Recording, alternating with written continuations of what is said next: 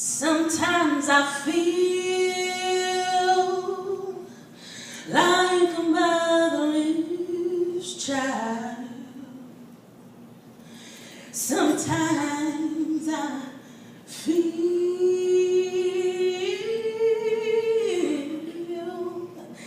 like a motherless child. Sometimes I feel like a motherless child because every time I had questions, there were never any answers. And every time I looked for them, they were like deceased members of the family who had gone from cancer. Your own body eating at you from the inside out. And unfortunately, it's like many in the body of Christ. We say that we have the living God, but we have lost our life. And so I come and I ask, well, what's your word? Apple. No wonder they would say that Adam and Eve in the beginning of creation ate from a tree and they would call it an apple, but the apple of his eye was so far away from the center of his heart that they would listen to a lie from Satan and depart from the truth. And the truth was that God never intended for you to learn knowledge outside of him, but instead for you to walk with him through the cool of the garden. And always be able to speak to him every day, learning bit by bit. As you learn of him, you can handle more than if you just learned it all at one time. So even though apples fall far from the tree, sometimes Snow White has to bite the bad apple for her to see that if she's not careful, she will fall asleep. And he will tell you, wake up from your slumber. Why are you sleeping? There's a devil walking amongst your midst, and he's got a black robe on and he's ripping. What's your word? Love.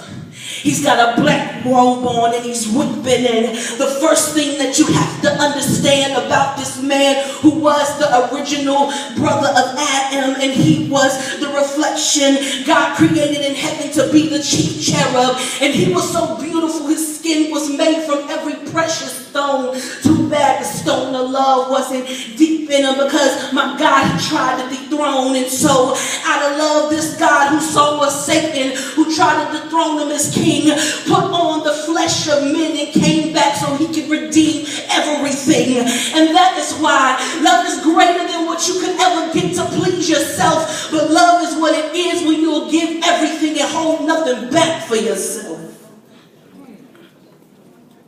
Because even though Jesus was God in the flesh, he counted it not robbery to be equal with the Father. And he would do anything to bring the children back to the Father. And he asked, what's your word? Faith. He would do anything to bring the children back to the Father. And from the original sin with the apple, not realizing their love for him, he had to realize how much their faith had dwindled within. They had lost faith in a God they could not see, but had been taught that they should believe. And so he said, instead of being this God who sits so far away, I'm going to come and be in your midst and teach you how to live like me day by day. And so, no, I wasn't a homosexual or a hippie picking lilies with my friends. No, I was too busy trying to tell them life lessons through parables so that they would know the end from the beginning. I was too busy trying to show them how to live a life with grace, and they didn't have to keep on sinning. And so it wasn't because I knew all of you would even choose me, but I climbed on that cross, taking my last breath so that you could see that I would renew your faith if you would just trust in me. And not only did I take on the cross, because see, that would be just the beginning to the means of an end, but there would be no use in you ever telling my story if in the grave I remained. Now, my friend, I got up again, so I might have gone to hell to snatch back the keys so your heart would never have to be in captivity.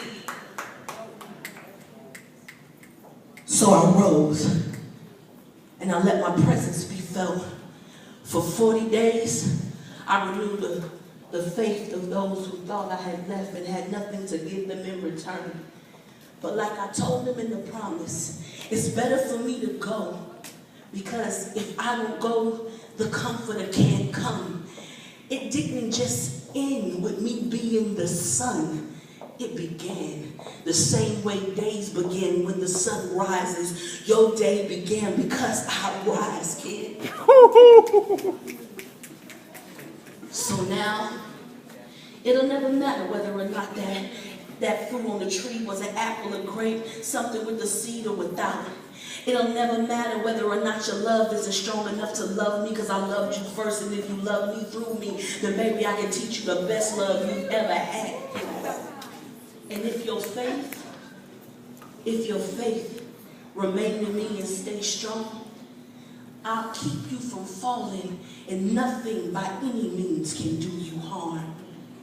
And yes, I'm talking about God, but more importantly, I'm talking about you. Because in the very beginning of Genesis, he said, I made you in my image, which lets you know how much he's